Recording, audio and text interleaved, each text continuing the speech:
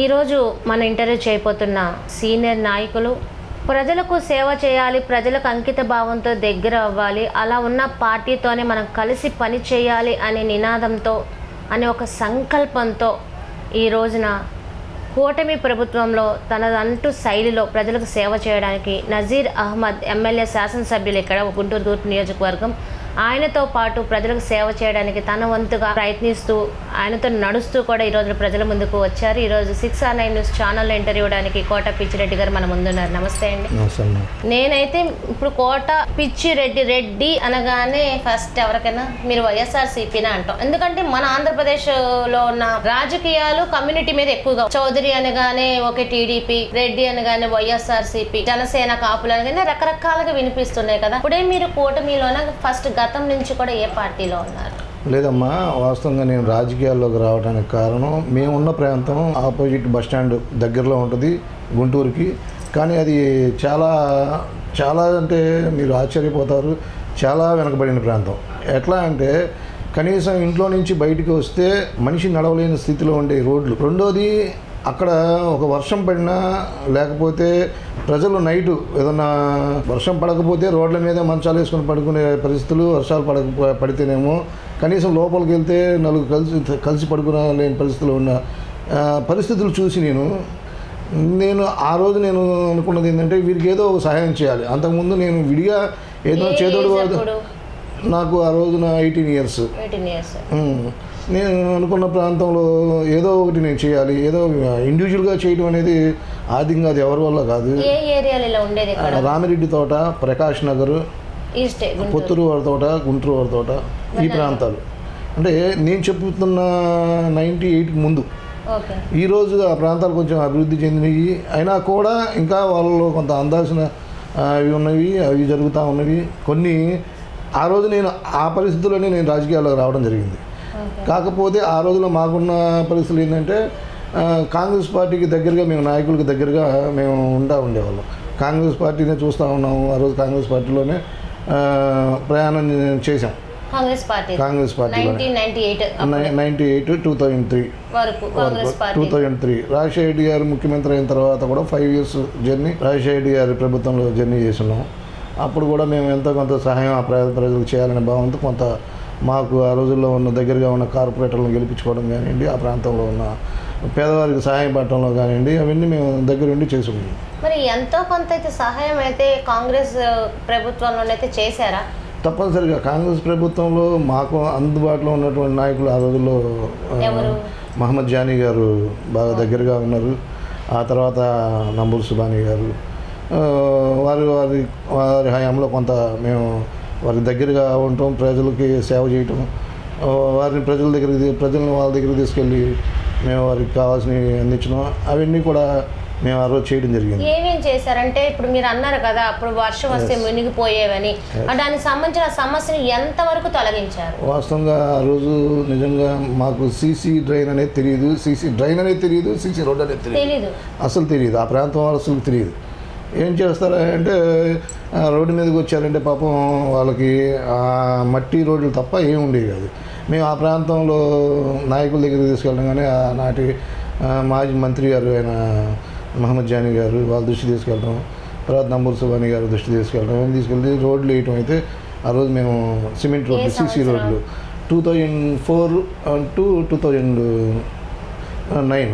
దానికి ముందు మేము ఇంకొక విషయం కూడా చెప్పుకోవాలి. ఏ మాట ఆ రోజు మేము కాంగ్రెస్ పార్టీలో ఉన్నా కూడా 99 to 2004 వరకు కూడా మాకు ఆ ప్రాంతంలో అభివృద్ధి అయితే కొంత జరిగింది. ఎందుకు అంటే నేను ఆ రోజు తెలుగుదేశం పార్టీ అధికారంలో ఉంది. తెలుగుదేశం ఆ రోజు నారా చంద్రబాబు నాయుడు గారు ముఖ్యమంత్రిగా ఉంటూ ఆ రోజు ఏమవుతుందంటే రోడ్లకి ప్రాముఖ్యత ఇచ్చిన్నారు. అవును, అసలు టీడీపీ అంటేనే రోడ్ల వ్యవస్థ బాగుంటుందని పేరు. మేము దాన్ని చాలా ఈ రోజు కూడా గొప్పగా చెప్పుకుంటాం. ఆ తర్వాత నేను చాలా ప్రాంతాలకు వెళ్ళినప్పుడు ఇలా స్లమ్ ఏరియాలో రోడ్లన్నీ వాంబే ప్రాజెక్టు కింద ఏదో తీసుకోవడం జరిగి ఆ రోడ్లన్నీ వేయడం జరిగింది. కాబట్టి ఆ రోజున మేము చాలా ఆ ప్రాంతాన్ని అభివృద్ధి చేసుకోగలిగాం 1994 to 2009 వరకు. ఆ తర్వాత క్రమంలో మళ్ళీ కాంగ్రెస్ పార్టీ రాజశేఖర్ గారి మరణం తర్వాత అదే క్రమంలో మా ప్రాంత వాసులందరూ కూడా కొంత ఎక్కువగా రాజశేఖర్ గారికి అభిమానులు ఉండటం, వాళ్ళతో పాటు మేము కూడా ప్రయాణం చేయటం అది జరిగింది. అంటే మీరు కూడా ఈ రోడ్డు అంటే ఈ సీసీ రోడ్లు కాకముందు డ్రైనేజీ పొంగిపోవడాన్ని మీరు కూడా బాధపడబట్టే ప్రజల బాధ తెలిసిందంటారా? ఎస్, అంతే కదా. అప్పుడు ప్రజల గురించి కూడా ఆలోచించారు, నేనన్నా పూనుకోవాలి. బట్ ఒక రోడ్లు ఈరోజు రోడ్లు ఒకటి వాళ్ళకి అందాల్సిన సౌకర్యాలు కంపల్సరీగా అందగలిగితేనే వాళ్ళు ప్రశాంతంగా ఉండి మళ్ళీ ఉదయాన్నే మాకు దగ్గర ఉన్న వాళ్ళంతా చేతి పని చేసుకునేవాళ్ళు. ఇటు ఆటో నగర్కి వెళ్ళే వాళ్ళు కానివ్వండి, లేకపోతే రోజువారీ కూలీ చేసుకునేవాళ్ళు, తోపుడు బళ్ళుకి కాయలకి వెళ్ళేవాళ్ళు కానివ్వండి, అట్లా చిన్న చిన్న రిక్షాతో బళ్ళు తోలుకునేవాళ్ళు, కానీ చిన్న చిన్న పనులు చేసుకునే వాళ్ళంతా వాళ్ళ కోసం తప్పనిసరిగా వాళ్ళకి సహాయం చేయాలనే ఉద్దేశంతోనే మనం ఆ రోజు నేను రాజకీయాల్లో రావడం జరిగింది. ఎంతో కొంత నా వంతు నేను అంతా మార్చానని నేను చెప్పను, కానీ నా వంతు సహాయం అయితే నాకు మించి చేశాను. రాజశేఖర రెడ్డి గారి నాయకత్వంలో అయితే పనిచేశారు. రాజశేఖర రెడ్డి గారి నాయకత్వంలో మేము అప్పుడు యువజన విభాగంలో ఉన్నాం. యువజన విభాగంలో జిల్లా స్థాయిలో పనిచేసాం. నగర స్థాయిలో నగర ఉపాధ్యక్షుడిగా ఉంటాం. ఆ రోజు అవన్నీ కూడా మేము నాయకులకి దగ్గరగానే ఉన్నాం. ఇలాంటి నేత ఎన్ని సంవత్సరాలైనా పుట్టడేమో అన్నంత బిరుదు రాజశేఖర రెడ్డి గారికి ఉందట, అది నిజమే అంటారా? అంటే ఒకటమ్మా, మాకు ఆ 4 సంవత్సరాల పీరియడ్లో కానివ్వండి, అంతకుముందు కొంత మాకు అభిమానం ఉండటం. రాజశేఖర రెడ్డి గారు అంటే విపరీతమైన అభిమానం. మీరు చెప్తే నమ్ముతారో లేదో, రాజశేఖర రెడ్డి గారు మరణించినప్పుడు రాజశేఖర రెడ్డి గారు మరణించిన స్థలానికి కూడా వెళ్ళాను నేను. రాజశేఖర గారు మరణించిన ప్రాంతం రోడ్లు ఏముండవు, ఎంత కొండపై పౌరాల గుట్ట కూడా మా ప్రాంత వాసులను తీసుకుని వెళ్ళటం, అంటే అంత అభిమానంగా ఉన్నాం రాజశేఖర గారు అంటే. ఇలాంటి నాయకుడు ఉండడేమో అని అంటారంట కదా, నిజమే అంటారా? బహుశా మేమైతే మాకు చిన్నప్పుడు మేము ఎన్టీ రామారావుని మా పెద్దలు దేవుడిగా చెప్తా ఉండేవాళ్ళు. ఆ తర్వాత మళ్ళీ చంద్రబాబు నాయుడు గారిని అభివృద్ధి, మేము హైదరాబాద్కి మాకు కొంచెం దూరంగా ఉండేటప్పుడు మనం ఈ ప్రాంతంలో ఉన్న హైదరాబాద్ అభివృద్ధి ప్రదాత అని చెప్పి చంద్రబాబు నాయుడు గారు చెప్పుకోవడం జరిగింది. ఆ మధ్యలో కొంతమంది ముఖ్యమంత్రులను చూసినప్పటికీ మాకంత ఆ రోజున కాంగ్రెస్ పార్టీలో 2-3 ముఖ్యమంత్రులు మారడం, వాళ్ళ మీద కొంత మాకైతే అంత అవగాహన కూడా లేదు. ఇదైతే ఎన్టీ రామారావు గారి గురించి నేను ప్రత్యక్షంగా రామారావు గారిని చూశాను. ఆ రోజు రామారావు గారు ముఖ్యమంత్రి అనే విషయం నాకు తెలియదు. మా ప్రాంతానికి వస్తే మేము అందరూ చేతులెత్తి దండం పెడుతుంటే ఇతను దేవుడేమో అనుకున్నటువంటి విషయం. నేను నా చిన్న వయసు అది యాక్చువల్గా. ఆ రోజు బారికేడ్లు అవన్నీ పెట్టి మా ప్రాంతానికి ఎన్టీ రామారావు గారు వస్తే అందరూ అంటే చెప్పాలంటే మా నాయనమ్మ వయసు వాళ్ళంతా, మా ఫాదర్ వయసు వాళ్ళంతా ఎన్టీ రామారావు గారు చేతులు ఎక్కి మొక్కుతూ ఉంటే ఆయన దేవుడేమో చేతులు ఎక్కి మొక్కుతున్నాడు అనుకున్నాం. నాకు ఆ రోజున అంత అవగాహన లేదు. ఎన్టీ రామారావు గారు 83, 84, 89 మధ్యలో ఎన్టీ రామారావు గారు ఎట్లా అనుకున్నారు. తర్వాత అభివృద్ధిలో చంద్రబాబు నాయుడు గారిని అనుకోవడం, తర్వాత ఉద్యోగాలు తీసుకున్న చంద్రబాబు నాయుడు గారిని, ఆ తర్వాత రాజశేఖర రెడ్డి గారి విషయంలో నేను ఎక్కువగా ప్రజల నోట్లో చూపించింది ఏంటంటే ప్రాజెక్టులకి ప్రాధాన్యత ఇచ్చాడు. రెండోది ఆ రోజున రైతుకి వెన్నెముకగా ఉండటం. రెండోది కొంత మేమున్న ప్రాంతాల్లో అయితే ఆ సమయంలో అభివృద్ధి కూడా జరగడం చేసుకున్నాము. ఆ అభిమానం మాకు రాజశేఖర రెడ్డి గారి మీద కూడా ఆ రోజు ఉంది. అది ఇప్పటికి కూడా మేము రాజశేఖర రెడ్డి గారిని మర్చిపోలేము. చంద్రబాబు నాయుడు గారిని దానికి ముందు పనిచేసిన చంద్రబాబు నాయుడు గారు ఎవరిని మర్చిపోలేము. రాజశేఖర రెడ్డి గారి తనయులు అది పుంజుకున్నారంటారా? అది మేము అనుకుంది ఏంటంటే, ఆ రోజున రాజశేఖర రెడ్డి గారు మరణించిన తర్వాత రాజశేఖర రెడ్డి గారు ఆ పార్టీలో నుంచి ఆల్మోస్ట్ అందరూ వైసీపీలోకి 80% వైసీపీలోకి షిఫ్ట్ అవ్వటం, మేము కూడా వైసీపీలోకి వెళ్ళటం. తర్వాత జగన్మోహన్ రెడ్డి గారిని చూసిన తర్వాత కొంత మాకు సానుభూతి, తండ్రి దూరం అయ్యాడు, కొంత అండగా ఉండాలి అనే భావన మాకు కూడా ఆ రోజు కలగడం. సానుభూతి ఓటింగ్ పడింది. ఎస్, అది మటుకు 100% నేను చెప్తున్నా కదా. అంటే చేస్తారనే దానికంటే సానుభూతి ఓటే పడిందా? ఆ రోజున జగన్మోహన్ రెడ్డి గారి మీద ఎక్కువగా నాకు తెలిసి 60-70% మంది సానుభూతితోనే ప్రయాణం చేశారు. ఆ రోజున నాయకులు కానివ్వండి, వాస్తవంగా ఒక 5-6 సంవత్సరాలు ప్రయాణం చేసిన తర్వాత ఎప్పుడైతే మళ్ళీ అధికారంలోకి వచ్చిన తర్వాత అంటే అదే సానుభూతి జగన్మోహన్ రెడ్డి ప్రజలపై చూపించారంటారా? అదే మేము ఇక్కడ గమనించింది ఏంటంటే, యాక్చువల్గా నేను 5 సంవత్సరాలు వైసీపీలో క్రియాశీలకంగా బాధ్యతలు నగర ట్రేడ్ యూనియన్లో నగర అధ్యక్షుడిగా ఉన్నప్పటికీ నేను ప్రజలకి ఏదైతే చేయాలనుకున్నానో, ప్రభుత్వం వస్తే మేలు జరిగిద్ది అనే భావంతో మేము 5 సంవత్సరాలు 6 సంవత్సరాలు ప్రయాణం చేసి మేము ఆయన్ని గెలిపించుకోవాలనే భావనలో ఆ రోజు ప్రయాణం చేయడం జరిగింది. ఆ తర్వాత క్రమంలో జరిగినవన్నీ మీకు తెలిసినాయి కదా. మాకు ప్రభుత్వం వచ్చిన తర్వాత ఏదైతే ప్రజలు భావించారో వాటన్నిటికీ దూరంగా ముఖ్యమంత్రి ఉండటం మేము గమనించాం. అంటే జగన్మోహన్ రెడ్డి ప్రభుత్వంలో కొంత ఎప్పటి నుంచో 2 years నుంచి అనుకుంటున్న విషయం ఏంటంటే సెకండ్ క్యాడర్ నాయకులకి పట్టింపు లేదు, ఎమ్మెల్యేలైనా ఆయన కలవడానికి లేదు, ప్రజల వద్దకు అసలు జగన్మోహన్ రెడ్డి పాదయాత్రలో వచ్చినంత ఇప్పుడు మినిస్టర్ అంటే ముఖ్యమంత్రి అయిన తర్వాత రావట్లేదు. సో ఈ కంప్లైంట్స్ అయితే విన్నాము. ఎంతవరకు ఈ విషయాలకి దగ్గరగా వాస్తవం ఉంది? అంటే నేను మా గుంటూరు ప్రాంతానికి సంబంధించి నేను కొన్ని విషయాలు మీకు చెప్పగలుగుతాను. గుంటూరు ప్రాంతంలో మేము పనిచేసిన ప్రాంతాల్లో ఆ రోజు వరకు జగన్మోహన్ రెడ్డి గారు ఎక్కడున్నా కూడా వెళ్ళి కలవటానికి మాకు వీలు పడేది. జగన్మోహన్ రెడ్డి గారికి ఏదైనా సమస్య చెప్పుకోవాలన్నా కూడా కొంచెం దగ్గరగానే ప్రయాణం చేస్తున్నాం. తర్వాత ముఖ్యమంత్రి అయిన తర్వాత కార్యకర్తలుగానే కన్నా కూడా ఏదైతే మిగతా విధానాలు మన ఉద్యోగస్తుల దగ్గర నుంచి నిరుద్యోగస్తుల దగ్గర నుంచి వ్యవస్థ మొట్టమొదటిగా మమ్మల్ని ప్రభావితం చేసింది అమరావతి రాజధానిని 3 రాజధానులుగా విభజించడం అనేది. ముఖ్యమంత్రి అయిన తొందరలోనే 3 నెలలు ఫస్ట్ అసెంబ్లీ సెకండ్ అసెంబ్లీ నాకు అయితే ఐడియా లేదు, కానీ అసెంబ్లీలోనే మాట తప్పాడు అనేది నాకు బాగా. అంటే ఎలక్షన్ ముందైతే ఖచ్చితంగా ఇక్కడే రాజధాని ఉంటుందని మాట ఇచ్చారు. ఎస్, ఇప్పుడు మేము చంద్రబాబు నాయుడు గారు 5 సంవత్సరాలు ముఖ్యమంత్రి ఇక్కడే కూడా ఉంటుందని కూడా చెప్పారు. అదే చంద్రబాబు నాయుడు గారు ముఖ్యమంత్రిగా ఉన్న సమయంలో చంద్రబాబు నాయుడు గారు రాజధాని నిర్మించడం కోసం ఆ రోజు యాక్చువల్గా ఆంధ్రప్రదేశ్కి రాజధాని లేకుండా కట్టుబట్టలతో మనం ఈ ప్రాంతంలో మనం నిలబెడితే చంద్రబాబు నాయుడు గారు మంచి సదుద్దేశంతోనే రాజధాని నిర్మించాలని తలపెడితే నేను స్వయంగా ఆ రోజు నేను తెలుగుదేశం పార్టీ కానప్పటికీ స్వయంగా నేను కూడా రాజప్రాంత ప్రాంతానికి వెళ్తే చూస్తే ఈ రోజున చాలా సందర్భాల్లో మేము రాజశేఖర రెడ్డి గారి టైంలో ముందు అభివృద్ధి అయితే ఎలా జరిగిందో చంద్రబాబు నాయుడు గారు 94, 99 మేము మాకు మళ్ళీ అది గుర్తొచ్చింది. రాజధాని ప్రాంతంలో చంద్రబాబు నాయుడు గారు రాజధాని ఒక్కటే కాదు, రోడ్లు కూడా ఆ రోజు మేము ఎక్కడికి వెళ్ళినా కూడా రోడ్లు బాగా ఉండటం, తర్వాత రాజధాని ప్రాంతంలో అసెంబ్లీని నిర్మించడం, తర్వాత ఆ ప్రాంతంలో సీడ్ యాక్సెస్ రోడ్డు మనకి Bengaluru connectivity, Andhra to Bengaluru connectivity. రెండోది హైదరాబాద్ అమరావతిని దగ్గరగా తక్కువ సమయంలో ప్రయాణం చేయడానికి, అంటే 2 రాజధానులు దగ్గరగా ఉండటానికి ప్రయత్నం చేయడం, ఇవన్నీ కూడా మమ్మల్ని యాక్చువల్గా ఆ రోజు మేము వైఎస్ఆర్ కాంగ్రెస్ పార్టీలో ఉన్నప్పటికీ చంద్రబాబు నాయుడు గారి మీద చాలా గౌరవం పెంచింది.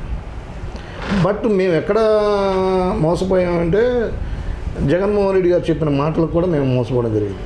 ఏమున్నాయంటే ఆ రోజు చంద్రబాబు నాయుడు గారు గ్రాఫిక్స్లోనే చూపిస్తున్నాడు, నేను వస్తే ఏం లేవు అని కొంత సొంత మీడియాలో ఏదో ఇక్కడ ఏదో జరిగిపోతూ ఉంది, రైతులు ఒక ముఖ్యమంత్రిని నమ్మి 35,000 ఎకరాలు 36,000 ఎకరాలు రైతులు ఇస్తే రాయించుకున్నారు, ఇవన్నీ సొంత మీడియాలో రావడం మమ్మల్ని కొంత బాధ అనిపించింది. మా ప్రాంతంలో అభివృద్ధి జరుగుతూ ఉంటే, గుంటూరు విజయవాడ మధ్యలో అభివృద్ధి జరుగుతూ ఉంటే ఇలాంటివన్నీ రావడం మాకు కూడా బాధ అనిపించడం జరిగింది ఆ రోజు. అంటే వాస్తవాన్ని కూడా అవాస్తవంగా చూపించారు. అంతే కదమ్మా. ఆ రోజు జగన్మోహన్ రెడ్డి గారు ఏం చెప్పారంటే, ఈ చంద్రబాబు నాయుడు గారు మీకు చేయాల్సినంత చేయలేదు, నేను వస్తే మెరుగైన రాజధాని నిర్మిస్తాను. రెండోది చంద్రబాబు నాయుడు గారు ఉంటున్న ఇల్లు అద్దెకుంటున్నాడు, నేను సొంతగా కట్టుకోవడం కూడా అమరావతి ప్రాంతంలోనే కట్టుకున్నాను, కాబట్టి ఒక్కసారి నన్ను చూడండి, నేను మీకు మెరుగైన రాజధాని నిర్మిస్తాను అని చెప్పేసి ఆ రోజు చెప్పడం. తర్వాత మళ్ళీ అసెంబ్లీలో మాట మార్చడం. మొట్టమొదటిగా నన్నైతే ప్రభావితం చేసింది ఆ మాట. ఎస్. మరి నవరత్నాల్లో అయితే మాత్రం సక్సెస్ సాధించారంటారా జగన్మోహన్ రెడ్డి? అంటే నవరత్నాలు నా దగ్గర బటన్ నేను నొక్కుతున్నా ప్రజలకు వెళ్తుంది. తప్పులేదమ్మా, నవరత్నాలు ఇవ్వటం తప్పులేదు. బట్ అవి ఎలా ఉండాలి అని అంటే మన రాష్ట్ర ఆర్థికంగా ఏదైతే ఉందో దాన్ని అభివృద్ధి చేసుకొని సంపద సృష్టించుకుని ఆ ఫలాల్ని మనం సంక్షేమ పథకాల రూపంలో ఇస్తే నవరత్నాలు పెట్టుకోవచ్చు, అవసరమైతే 18 రత్నాలు కూడా పెట్టుకోవచ్చు, దాని తప్పేం లేదు. ప్రజలకు ఎన్ని రత్నాలు అయినా ఇస్తే మనకు మంచిదే కదా. దాని గురించి అసలు ఎవరు అబ్జెక్షన్ ఏం లేదు. కాకపోతే నవరత్నాలతో పేరుతో ఆ రోజు 1-2 లక్షల కోట్ల ఉన్న రాష్ట్ర అప్పుల భారం సుమారు 10 నుంచి 14 లక్షల మధ్యలోకి తీసుకెళ్ళడం అంటే మనం ఎన్ని రత్నాలు ప్రజలకు పంచాము అనేది మనం ప్రజలకు అయితే గమనించారు. అంటే ఆస్తి మూరడు ఆశబారాడు సార్, ఆస్తి అని కాదు, అప్పు చేసి ఇప్పుడు అప్పు చేసి ప్రజలకు పంచడం అనేది అది ఎంతవరకు సబ్ అనేది కూడా ప్రజలు అయితే గమనించారు. ఎందుకంటే ఈరోజు అంతా చదువుకొని ఉన్నారు, సోషల్ మీడియా ఉంది, చేతిలో సెల్ ఫోన్ ఉంది, ప్రతి ఇంట్లో టీవీ ఉంది, వస్తూ ఉంది. ఇప్పుడు ఎప్పటికప్పుడు మనం దాచిపెడితే దాగేదేం కాదు. అది కొంత ఎక్కువగానే ప్రభావితం అయితే చేసింది. జగన్మోహన్ రెడ్డి గారు ఓటమికి కారణం కూడా నేనైతే అది కూడా గట్టిగా నమ్ముతా ఉన్నా. రాజధాని ప్రాంతం ఒకటి, నవరత్నాలు అనే ఒక పేరుతో రాష్ట్రాన్ని ఇబ్బందులకు గురి చేయడం, రోడ్లు విపరీతంగా ఎట్లా ఉన్నాయంటే నేను ఇవన్నీ మీకు చెప్పుకుంటా పోతే చాలా ఉన్నాయి. నేను గంట ప్రయాణం చేయాల్సిన రోడ్లో కనీసం 3 గంటల ప్రయాణం చేశాను. నేను ఒక వెహికల్ మీద ప్రయాణం చేస్తే నా ముందెళ్ళి ఒక బస్సు కానీ లారీ కానీ నేను చూస్తానే ఉన్నా, అది పడిపోయిద్దేమో, అట్లా ఇట్లా తిరుగుతూ ఉంటే అలా ఉన్నాయి రోడ్లు. మేజర్గా రోడ్ల విషయం.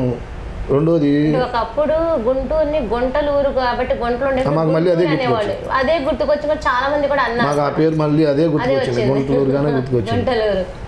ఓకే, ఇప్పుడు ఏంటంటే జగన్మోహన్ రెడ్డి తన నాయకత్వంలో 5 సంవత్సరాల్లో ఏ ఒక్క మంచి పని కూడా ప్రజలకు చేయలేదంటారా? అట్లా కాదమ్మా, ప్రజలకు మంచి పని చేసే విధానాలు కూడా ప్రజలకు నచ్చాలి. మంచి పని నాకు కూడా చేయాలని ఉంటుంది. నేను రాష్ట్రాన్ని అప్పులో కూరుకొని అప్పులు చేసి నేను ప్రజలకు మేలు చేస్తానంటే ఆ భారం మళ్ళీ ప్రజలదే. అప్పటికి కనపడకపోవచ్చు, ఇప్పుడు పడుతున్నాం కదా ఆ బాధ. ఇప్పుడు పడుతున్నాం కదా ఆ బాధ.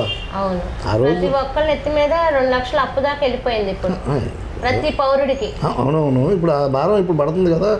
ఈరోజు చంద్రబాబు నాయుడు గారు అభివృద్ధి చేయాలని తపంతో కాలికి బలపం కట్టుకొని రాష్ట్రం అంతా తిరుగుతా, ఒకవైపు విశాఖపట్నాన్ని రైల్వే జోన్ కానీ, మెట్రో కానీ, అక్కడ ఉన్న సాఫ్ట్వేర్ కంపెనీలు తీసుకురావాలని చెప్పేసి నారా లోకేష్ గారు విపరీతంగా విదేశాలకు తిరిగి కంపెనీలు తీసుకురావడం కానీ, ఇవన్నీ చూస్తే మనకి చాలా వాళ్ళని ఆదర్శంగా తీసుకోవాలనిపిస్తుంది. ఓకే సార్, ఆదర్శం అంతా రెడ్డి గారు నేను బాగానే వింటున్నాను.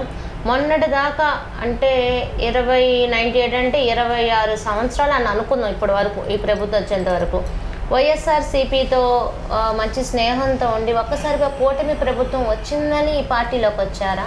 అంటే కొంత మాకు ఏజ్ ఎఫెక్ట్ కూడా ఎట్లా ఉంటుందంటే, మేము ప్రయాణించిన సమయంలో మాకు పెద్దగా రాష్ట్రం మీద, దేశం మీద పెద్ద అవగాహన లేకపోవచ్చు. తర్వాత రానున్న క్రమంలో సమాజం గురించి కానివ్వండి, ఆ రోజు మేమున్న ప్రాంతం గురించి మేము కాంగ్రెస్ పార్టీలో చేరడం జరిగింది. తర్వాత వైఎస్ జగన్మోహన్ రెడ్డి గారితో ప్రయాణం చేయడం జరిగింది.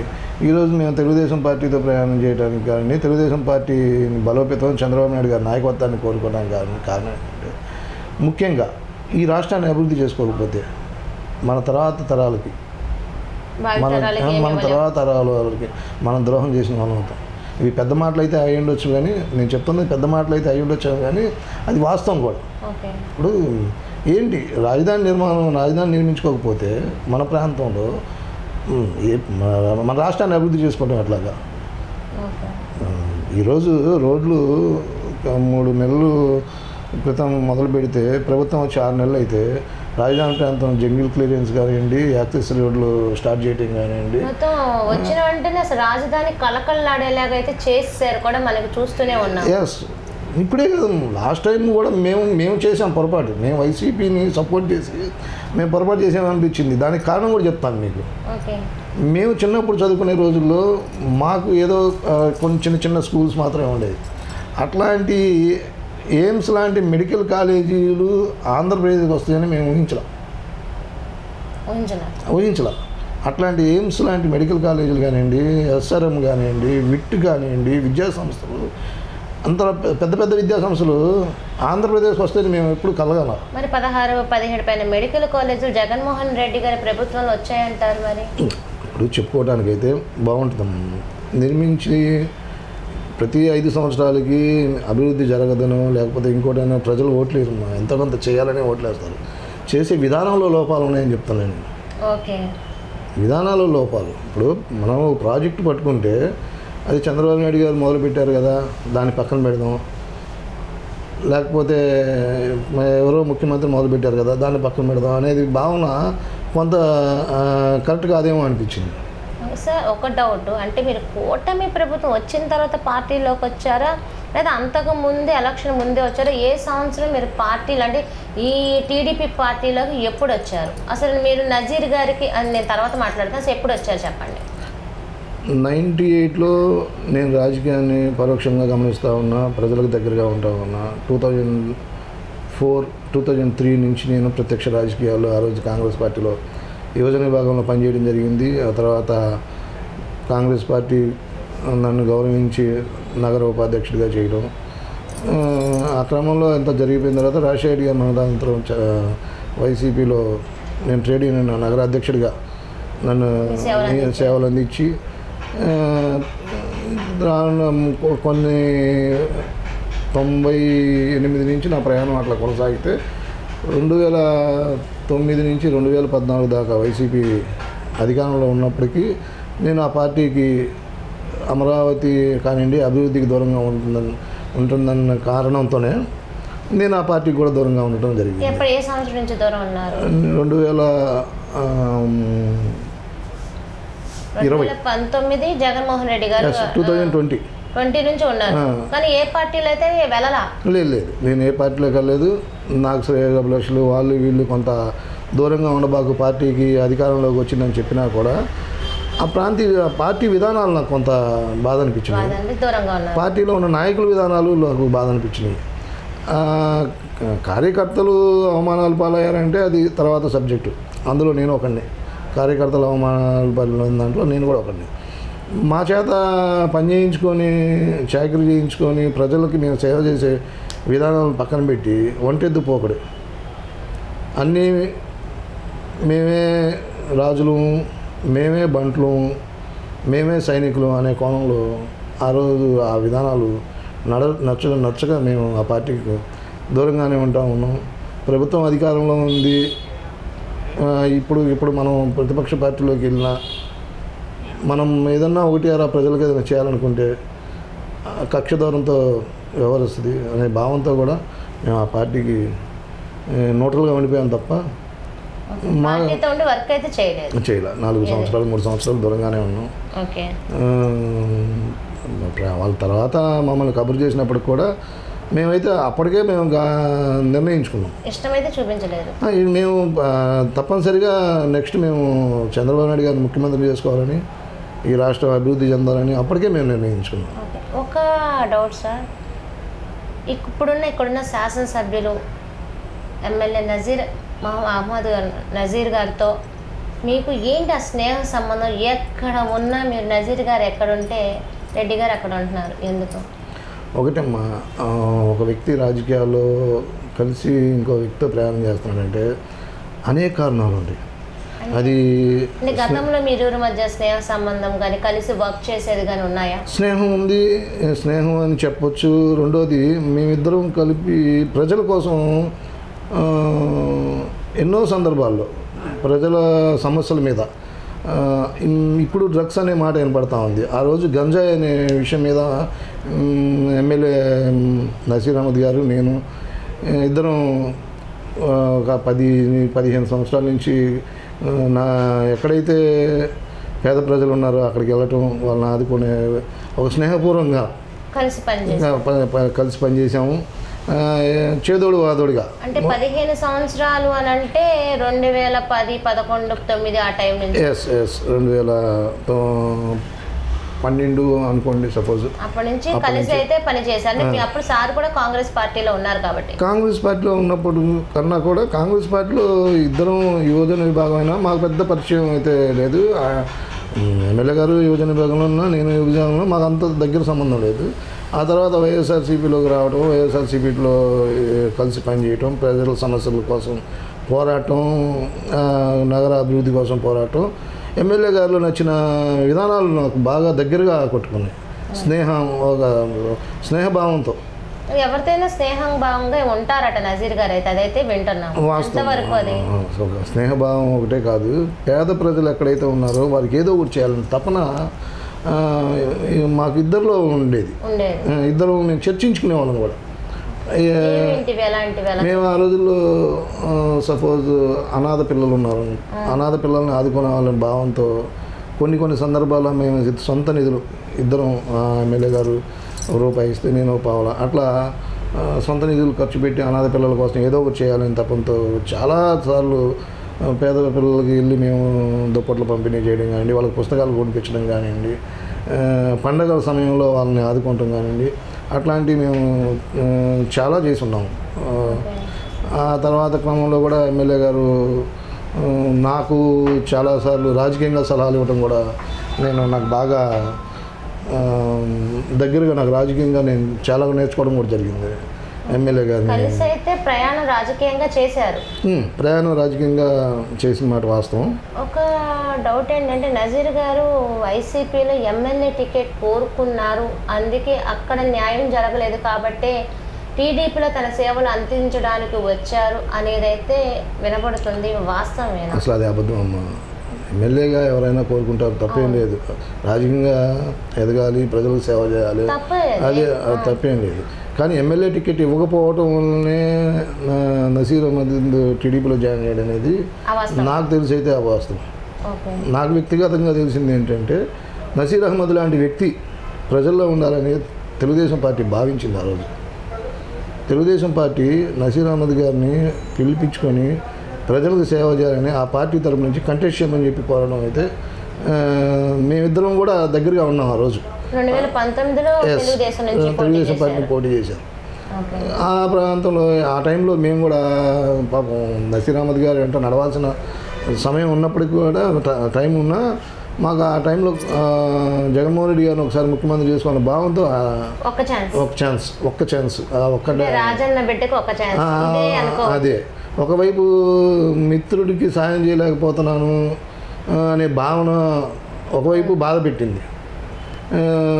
అయితే ఏ రోజు కూడా నేను వైసీపీలో ఉన్నానని కానీ, ఎమ్మెల్యే గారు టీడీపీలో ఉన్నా కూడా రాజకీయంగా కూడా ఏదైనా చిన్న సలహాలు ఉంటే నేను తీసుకోవటం కానీ, అట్లాగే ఎమ్మెల్యే గారితో చర్చించడం, ప్రజలకు అవసరమైన మటుకు ఎప్పుడు చర్చించుకుంటానే ఉండేవాళ్ళం. పార్టీతో సంబంధం లేదు. పార్టీతో ఆ రోజు మేము వైసీపీలో ఉన్నాము, అంతకుముందు పనిచేసి ఉన్నాం కాబట్టి మాకు చొరవ కూడా ఉండేది ఎమ్మెల్యే గారితో.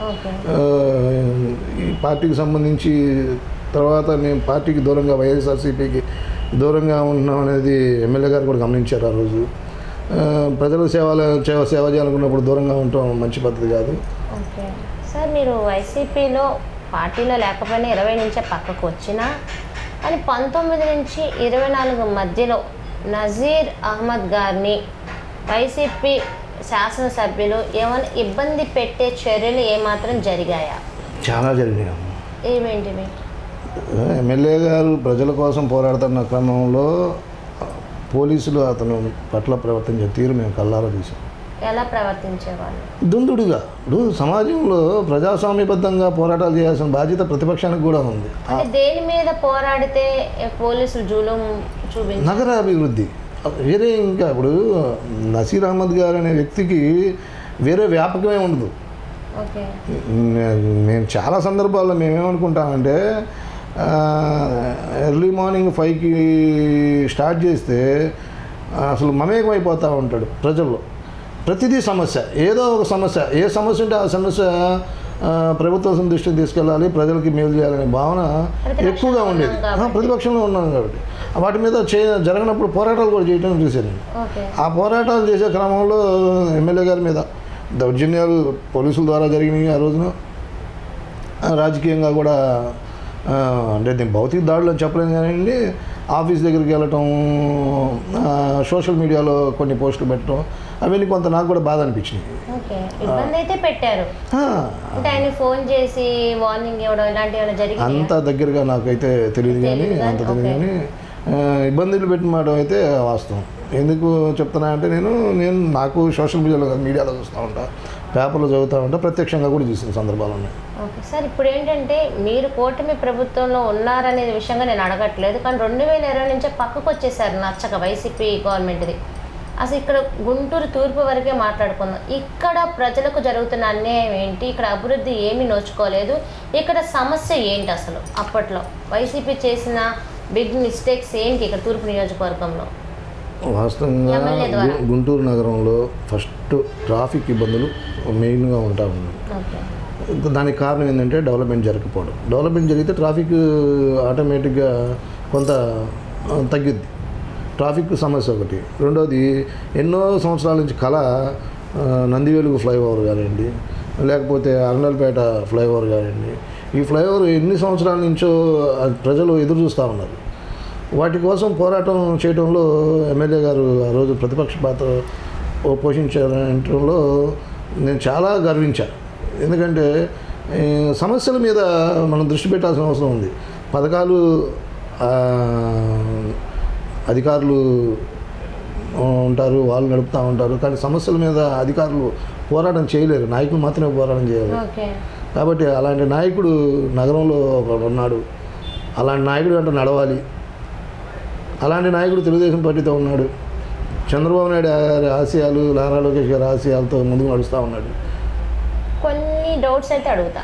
గత ప్రభుత్వం సంబంధించిన శాసనసభ్యుల మీద కొన్ని అభియోగాలు ఏమున్నాయంటే, జీజీహెచ్ టోటల్ కాంట్రాక్ట్లు ఆయన బినామీలే, ఎక్కడ సైట్లు, ఇప్పుడు సౌత్ ఇండియా షాపింగ్ మాల్ అదొక ఇష్యూ, అప్పుడు ఆ సైట్ది ఒకటి, ఇద్దరు పాత సినిమా హాల్, అది మున్సిపల్ కార్పొరేషన్లకు సంబంధించి ఇక్కడ కార్పొరేటర్స్ చేతిలో ఏ కాంట్రాక్ట్ వరకు ఉండదు కాదు, మళ్ళీ వాళ్ళకి సంబంధించిన రిలేటివ్సే. చాలా ఎక్కడ ఏది ప్రశ్నించినా నవ్వుతూ సమాధానం ఇవ్వకుండా వెళ్ళిపోతుంది, లేకపోతే నవ్వుతూ పోట్లాడటం ఇలా జరిగేదట. ఇది ఎంతవరకు వాస్తవానికి దగ్గరగా ఉంది? ఇది వాస్తవమే కదమ్మా, ఇది నేను చెప్పడం కాదు, నిజమేనా? ప్రజలు ఎదురు తిరిగారు ఆ రోజున. ప్రజలు ఎదురు సందర్భంలో మీకు 3-4 చెప్తాను నేను. చెప్పండి. రోడ్లు లేకపోతే ప్రజలు ఎదురు తిరిగారు. విపరీతంగా వాటర్లో కలిసి పొంగిపోయి కాదమ్మా, డ్రైన్ వాటర్ డ్రింకింగ్ వాటర్లో కలిసి అడ్మిట్ అయ్యి చాలా మంది చనిపోయారు. 2 సందర్భాలు, ఒక సందర్భం కాదు, ఒక సందర్భంలో 14 మంది 13 మంది చనిపోతే దాన్ని వక్రీకరించి తక్కువ సంఖ్యను చూపించి ఆ రోజున దాన్ని పక్కన పెడితే మళ్ళీ అదే నిర్లక్ష్యంతో మళ్ళీ రెండోసారి కూడా మళ్ళీ అదే సేమ్ జరిగింది ఆ రోజున. దాని మీద కూడా పోరాటం జరిగింది. ఎమ్మెల్యే గారు ఆ రోజు దాని మీద కూడా పోరాటం జరిగింది. అంటే గ్రౌండ్ డ్రైనేజ్ సిస్టమ్ కానీ అది కానీ జాగ్రత్తలు తీసుకోలేదు. అసలు జరగలేదమ్మా.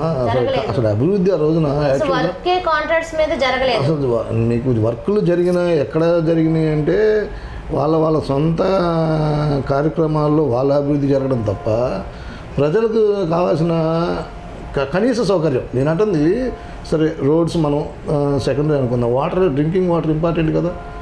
డ్రింకింగ్ వాటర్లో ట్యాంకుల్లో ఏదో పడి చనిపోయిందని ప్రజలు వైపు భావిస్తూ ఉంటే దాని నిజ నిజాలు బయటికి తీసుకురాకుండా దాన్ని వాటర్ తాగి ఎంతోమంది చనిపోతే ఆ రోజు వాటిని బయటికి తీసుకురాలేదు. ఎందుకు తీసుకురాలేకపోయారు?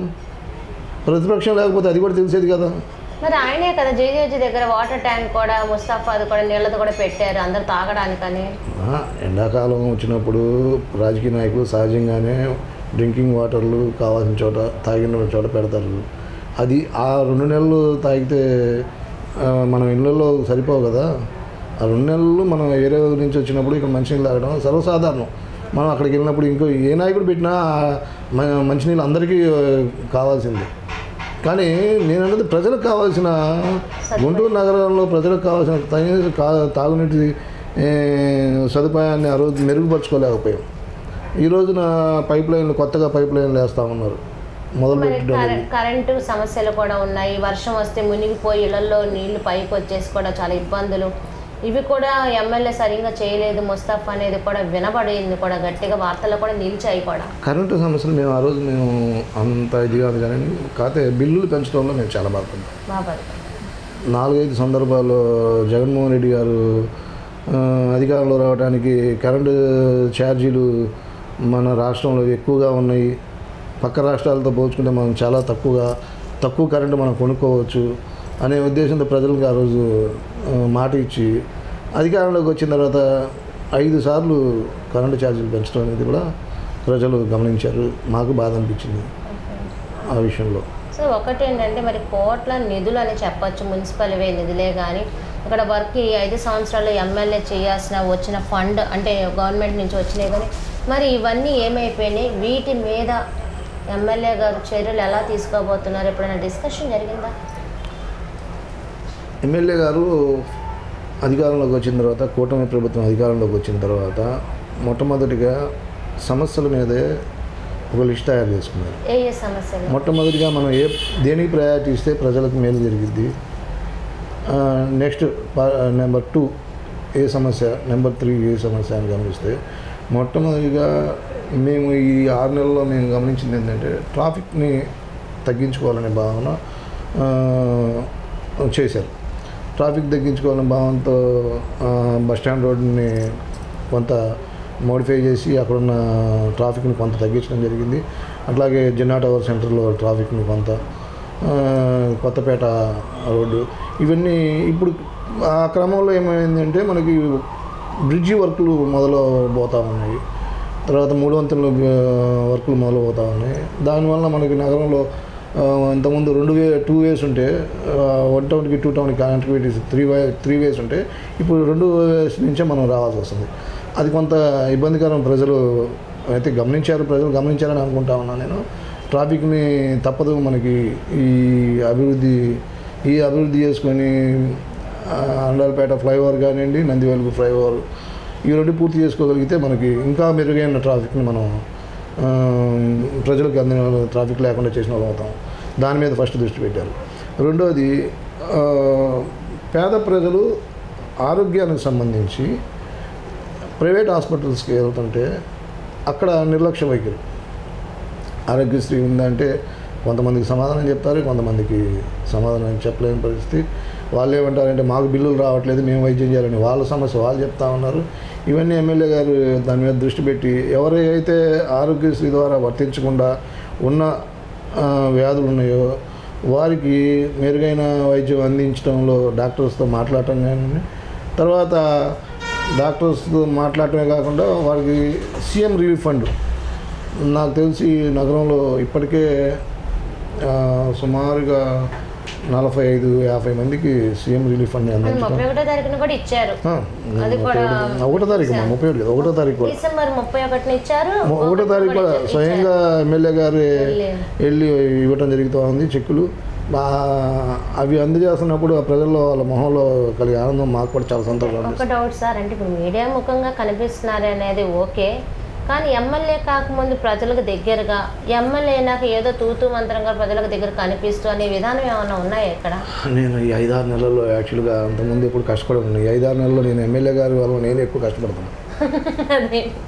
ఎమ్మెల్యే గారు మా చేత కూడా ప్రజలకు అంత దగ్గరగా ఉండే విధంగా మా చేత కూడా ప్రతి విషయం, ఈరోజు కూడా మా రోడ్లు ఎలా ఉన్నాయి, కరెంటు ప్రజలకు అందుతుందా, వాటర్ వస్తుందా, నా దగ్గరికి ఈ సమస్య తప్ప మీరు సొంత సమస్యలు ఏవి తేబాకండి అని కార్యకర్తలతో కూడా చెప్తా ఉన్నాడు ఎమ్మెల్యే. ప్రజా సమస్యలు అయితే తీసుకురండి, మీ సొంత సమస్య నాకు వద్దు, సొంత సమస్య నాతో మాట్లాడండి.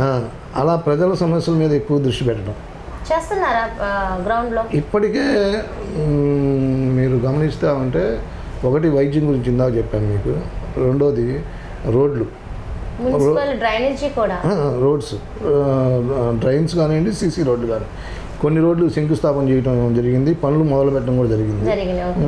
మళ్ళీ రేపు టెండర్లు పిలవడం జరుగుతూ ఉన్నాయి. అభివృద్ధి కార్యక్రమంలో నాకు తెలిసి ఈ 4-5 సంవత్సరాల్లో నగరాన్ని 60-70% పైగా మేము అభివృద్ధి చేయగలుగుతాం నమ్మకం 100% ఉంది. చేయగలిగిన నాయకుడు కూడా ఉన్నాడు. ఎక్కడికెక్కడ కరెంట్లు కూడా కొన్ని ఏరియాకి లేవు కదా. లేదు అదే చెప్తున్నాడు ఎమ్మెల్యే గారు. ఏం చెప్తున్నారంటే మీకు ఏ సమస్య ఉన్నా అధికారి వాళ్ళ పని ఒత్తిడి వల్ల వాళ్ళు మీ మాట వినకపోయినా నేను నా దృష్టికి తీసుకురండి, నేను అధికారులతో మాట్లాడి నేను కూడా మీకు అండగా ఉండి ఆ సమస్య నేను తీరుస్తాను. ప్రతి సమస్య ఒక కరెంట్ ఒకటే కాదు, రోడ్లు. ఈరోజు మేము స్వయంగా ఎమ్మెల్యే గారు మనం కారులో వెళ్ళడం కాదు, 2 వీలర్ మీద వెళ్ళి నడుచుకుంటూ వెళ్తేనే మనకి ప్రజల సమస్యలు తెలుస్తాయని 2 వీలర్ మీద ఇప్పుడు గుంటూరు నగరంలో కనీసం 10 సార్లు 2 వీలర్స్ మీద తిరిగి సమస్యలు చూడటం జరిగింది. అంటే రోడ్లో కానివ్వండి, సమస్యలు చెప్పుకోవాలంటే ప్రజల దగ్గరికి వెళ్తేనే చెప్తారు. అంటే ఒక డౌట్ ఏంటంటే ఒకప్పుడు అపోజిషన్ ఉన్నప్పుడు కూడా అర్ధరాత్రైనా పరిగెత్తేవాళ్ళంట. స్టిల్ ఇప్పుడు కూడా అలాగే ఎవరైనా వచ్చి కానీ ఫోన్ వస్తే పరిగెడుతున్నారా, లేదా కార్యకర్తలు నేను పురమాయించక వీళ్ళు చూసుకుంటున్నారా అనే విధంగా ఉందా? అసలు ఆశ్చర్యం ఏంటంటే ఎమ్మెల్యే గారు భోజనానికి ఇంటికి వెళ్ళట్లా. మీరు నమ్ముతారో నమ్మరు, భోజనానికి కూడా ఇంటికి వెళ్ళట్లా. అంటే అంత సమయం కూడా లేదు. భోజనం కూడా ఆఫీస్లోనే తీసుకొని ఆ 15-20 నిమిషాలు. అంటే ఇన్నాళ్ళు పోరాడింది దేనికోసమో దాని మీదే ఉన్నారు. ఉదయం 6 గంటలకు లెగిస్తే ప్రజల సమస్యలు అధికారుల దృష్టి తీసుకెళ్ళటం, 10 గంటలు 9 గంటల నుంచి ప్రజలకు అందుబాటులో ఉండటం, 9 గంటల నుంచి మధ్యాహ్నం కూడా ఇంటికి వెళ్ళకుండా రాత్రి 11 గంటల దాకా మీరు నమ్ముతారో లేదో నాకు తెలిసి అది మరి చంద్రబాబు నాయుడు గారిని ఆదర్శంగా తీసుకున్నారో ఏమో తెలియదు, కానీ అతనైతే 6 గంటలు కూడా నిద్రపోవట్లేదు. 5 గంటలు 6 గంటలకు మించి అనేది నేనైతే భావిస్తా ఉన్నాను 100%. అంటే ఆయనకి ఇన్నాళ్ళ కోరిక తీరిందనా ఎమ్మెల్యే గారికి? లేదమ్మా, సమస్య సేవ చేయాలి, అవకాశం. ప్రతి క్షణం మనకి అవసరం, అవకాశాన్ని వదులుకోవట్లా. ఇప్పుడు ఈ సమయాన్ని ప్రజలకు మనం చేయలేకపోతే మనం ఏదైతే ప్రజలకు మనం మాట ఇచ్చున్నామో అది మనం తప్పిన వాళ్ళు అవుతాం కదా. ఆ భావన ఎమ్మెల్యే గారికి విపరీతంగా ఉంది. అంటే మీరు ఎమ్మెల్యే గారికి కొన్ని సంవత్సరాల నుంచి పార్టీ పరంగా కాకుండా తన మనసెరిగి ఉన్న వ్యక్తి కూడా ఒకటి అడుగుతున్నాను. నారా లోకేష్ గారికి చాలా ఆత్మీయంగా మనసుకు దగ్గరైన వ్యక్తి ఎవరైనా ఉన్నారంటే నజీర్ అహ్మద్ గారు అని పేరు కూడా ఉంది. అది కూడా నిజమే అంట. అది వాస్తవం. నేను స్వయంగా మమ్మల్ని ఎమ్మెల్యే గారు ఒక 3 సందర్భాల్లో నారా లోకేష్ గారి దగ్గర తీసుకెళ్తే, ఎలక్షన్స్ ముందు నారా లోకేష్ గారికి నన్ను పరిచయం చేయడానికి తీసుకుని వెళ్ళి పార్టీలో జాయినింగ్ అవుతున్నాడు అని చెప్పేసి నాకు పరిచయం చేసినప్పుడు నారా లోకేష్ గారు ఎమ్మెల్యే నసీర్ గారు వాళ్ళ మధ్య సంభాషణ నేను విన్నప్పుడు, రెండోది నారా లోకేష్ గారు నాతో ఒక్క నిమిషమే మాట్లాడాడు. ఆ ఒక్క నిమిషం నాతో మాట్లాడినప్పుడు నాకు చాలా ధైర్యాన్ని కూడా ఇచ్చింది. ఈ పార్టీలో కార్యకర్తలకి ఒక కార్యకర్తగా కాదు, ఒక కుటుంబ సభ్యుడిగా అంత అభిమానంగా ఉన్న వాళ్ళకి మనం దూరంగా ఉన్నాం ఇప్పుడు దాకా అనే భావన నాకు కలిగింది. ఈ విషయంలో కూడా నారా లోకేష్ గారికి ఎమ్మెల్యే నసీర్ అహ్మద్ గారికి ఇద్దరికి కూడా దగ్గర సంబంధాలు ఉన్నాయనేది నేను ఆ రోజు గమనించడం మాట. నిజమే. అయితే ఇంకోటి ఏంటంటే నజీర్ గారు నెక్స్ట్ మినిస్టర్ అయ్యే అవకాశాలు ఏమైనా ఉన్నాయంటారా? అలాంటివి ఏమన్నా మీరు కోరుకుంటున్నారా? ప్రజలు మాకు నగరాన్ని మేము ఇందాక నేను చెప్పినప్పుడు 70-80% అనుకుంటాం, 100% అభివృద్ధి చెందాలంటే మంత్రిగా అయితే మాకు ఇంకా మంచిది కదా, ప్రజలకు మంచిది కదా. గుంటూరు ప్రజలకి ఇప్పుడు మేము గుంటూరు నగరంలో దగ్గర 30 సంవత్సరాలైంది మాకు మంత్రి గుంటూరు ఈస్ట్కి లేక. ఈరోజు మాకు మంచి అవకాశం వస్తుందని మేము భావిస్తూ ఉన్నాం. అది మంత్రి అవ్వాలని అందరూ కోరుకుంటారు. మంత్రి స్థాయిలో మా ఎమ్మెల్యే గారు పనిచేస్తున్నప్పటికీ అధికారాలు ఇంకా కొంత మెరుగ్గా దగ్గర సంబంధాలు ఉంటాయి కాబట్టి 100% మేమైతే ఆయన మంత్రిగా చూడాలని అనుకుంటా ఉన్నాం. మరి నజీర్ గారు ఇంత ప్రజల్లో ఉన్నారంటున్నారు కదా, మరి ఇప్పుడు అపోజిషన్ అంటే లేదు కానీ అనడానికి తప్పట్లేదు. మరి వైఎస్ఆర్సీపీ ఇన్ఛార్జ్ ఇక్కడ ఫాతిమా గారు ఏదైనా క్వశ్చన్ చేయడం కానీ మీ ఏది ఇలా ఉందన్నగా ఏమైనా జరుగుతున్నాయి సందర్భాలు? చాలా తక్కువ అమ్మా. ఏదో ఒక సందర్భంలో మేము పట్నం బజారు అభివృద్ధి చేస్తామంటే ఆ అభివృద్ధిని అడ్డుకునే భాగంలో ప్రతిపక్షం అయితే ఆ రోజు వచ్చింది. తర్వాత పట్నం బజారు వాసులే వారికి సహకరించకపోతే మళ్ళీ వాళ్ళు తిరోగమనం. ఈరోజు పట్నం బజార్ రోడ్డు చూసుకుంటే నగరంలో మేము అలా రోడ్డు విస్తరణలు జరుగుతాయని మేము ఊహించలే. కొంత బాధ వ్యాపారస్తులకు ఉన్నప్పటికీ కూడా వ్యాపారస్తులు కూడా తర్వాత అర్థం చేసుకున్నారు. ఎప్పుడు 5 సంవత్సరాలు ఎందుకు కూడా ప్యాచ్ వర్క్స్ మొత్తం రోడ్లు జరుగుతున్నాయి అనేది కూడా వినపడుతుంది. జరుగుతున్నాయి కానీ ఇంకా మెరుగంగా జరగాలి. నేనేం పూర్తిగా జరుగుతున్నాయని అయితే చెప్పను. రోడ్ల విషయం ఇంకా మెరుగ్గా జరగాలి. ఆ జరగడం కోసం ఎమ్మెల్యే గారు పడుతున్న తపను నేను గమనిస్తూ ఉన్నా. మా చేత కూడా ఎక్కడెక్కడ ప్రజలకు సమస్య ఉంది, ఎక్కడ రోడ్లు గుంతలు ఉన్నాయి, ఎక్కడ మనం రోడ్లు వేయాలి, ఇవన్నీ కూడా మా చేత కూడా ప్రజల దగ్గరికి వెళ్ళి మీరు తీసుకోండి, అవి మనం అన్ని చేయిందా అని చెప్పి లిస్టు తయారు చేస్తే మేము లిస్టులు కూడా తయారు చేసాం మా ప్రాంతానికి సంబంధించి. ఎమ్మెల్యే గారు తపన పడుతున్నారు అంటున్నారు కాబట్టి ఫైనల్ క్వశ్చన్, గుంటూరు తూర్పు నియోజకవర్గం రానున్న రోజుల్లో ఎలా ఉండబోతుంది? ఒక చరిత్రగా మారనుందా? ఒకటి, మా ఎమ్మెల్యే గారు బాగా చదువుకున్న వ్యక్తి, ప్రజల్ని అర్థం చేసుకోగలిగిన వ్యక్తి, ప్రజల్లో చొచ్చుకుపోయే వ్యక్తి. రెండోది, పేద ప్రజలకు దగ్గరగా ఉండే వ్యక్తి. ఇప్పుడు నాకు ఎమ్మెల్యే గారిని నేనేదో చెప్తున్నాను కాదు, ప్రజల్లో మీరు ఒక 2-3 సంవత్సరాల తర్వాత మీరు ప్రజల్లోకి వెళ్తారు కదా. అదే ప్రజల్లోకి వెళ్ళినప్పుడు మీరు ప్రజల్లో నుంచి వచ్చే ఫీడ్బ్యాక్ మీరు తీసుకోండి, అప్పుడు మాట్లాడమంటారు. అంతే, మీరు తీసుకోండి. 2-3 సంవత్సరాల తర్వాత ఎమ్మెల్యే గారి విధి విధానాలు, నగరాన్ని ఏ రకంగా రూపురేఖలు మార్చాలనుకున్నారు, ఓల్డ్ గుంటూరు మీద బాగా దృష్టి పెట్టడం, అట్లాగే నంది వెలుగు రోడ్డు ఫ్లైఓవర్ని పూర్తి చేయాలనే దృఢ సంకల్పం, ట్రాఫిక్ సమస్యను తీర్చాలనే సమస్య, తర్వాత పట్నం బజార్లో ట్రాఫిక్ని కొంత తగ్గించాలనే భావన, డ్రింకింగ్ వాటర్ ప్రజలకు ఇవ్వాలనే ఒక మంచి సదుద్దేశం, ప్రతి ఇంటికి నీరు ఇవ్వాలి, మంచినీటి కురాయి, ఇల్లు కట్టుకునేవారు ఎవరైనా ఇబ్బందులు పడకుండా ఉంటే వారికి రుణాలు, బ్యాంకు రుణాలని మంజూరు చేయించే విధంగా, అట్లాగే టిట్కో ఇల్లు కొంత గత ప్రభుత్వంలో ఎవరికైతే అర్హులయ్యారో అర్హులకు వారికి కాకుండా సొంత వారికి కట్టబెడితే వాటిని మళ్ళీ దాన్ని రివ్యూ చేసి ఆ టిట్కో ఇళ్ళ మీద కూడా మళ్ళీ దృష్టి పెట్టడం, వైద్యం, ప్రజలకు వైద్యం, ఎక్కడైతే వైద్యం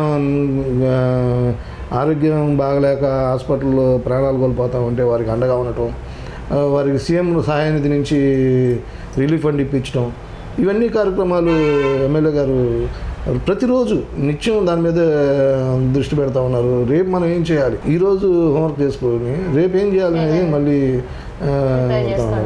చేస్తూ ఉన్నారు. ఇది నేను ఎమ్మెల్యే గారిని ఏదో ఉద్దేశం నాకు అసలు లేదు, అది ఎమ్మెల్యే గారికి కూడా తెలుసు, ఇది వాస్తవం, ఇది ప్రజలు కూడా గమనిస్తూ ఉంటారు.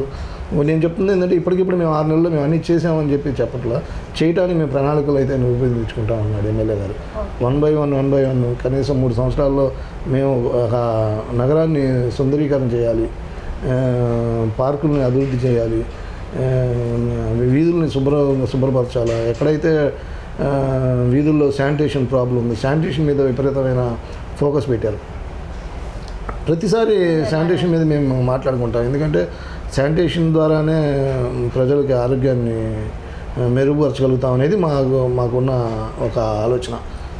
శుభ్రంగా ఉంటే, నగరం శుభ్రంగానే ఉంటేనే ప్రజలు ఆరోగ్యంగా ఉంటారు అనేది ఎమ్మెల్యే గారి భావన. ఓకే, విన్నారు కదా. మరి కోట పిచ్చిరెడ్డి గారు ఏం చెప్పారంటే, ఒక 2-3 సంవత్సరాల తర్వాత మీరు ఒకసారి ఇక్కడ గుంటూరు తూర్పు నియోజకవర్గంలో మీ మీడియా ఏంటి ప్రజల్లో తీసుకునే ఫీడ్బ్యాక్, నజీర్ గారిది, ఎమ్మెల్యే గారిది ఎలా ఉంది అంటే ఈ పరిపాలన ఎలా ఉందనేది మీకు తెలుస్తుందని ఒక ఛాలెంజ్గానే విసిరినట్టే ఉంది. అసలు ఎందుకు అప్డేట్లో డే బై డే వెళ్తూనే ఉందో. మరి 6R9 న్యూస్ అయితే గట్టిగా అయితే తూర్పు నియోజకవర్గంలో అయితే మంచి నిఘాత అయితే ఉంటూ ఉంటుంది. మరి మరొక ఇంటర్వ్యూలో మీ శ్రావణ్ మిమ్మల్ని మళ్ళీ కలుస్తుంది. అందరూ సెలవు, నమస్కారం.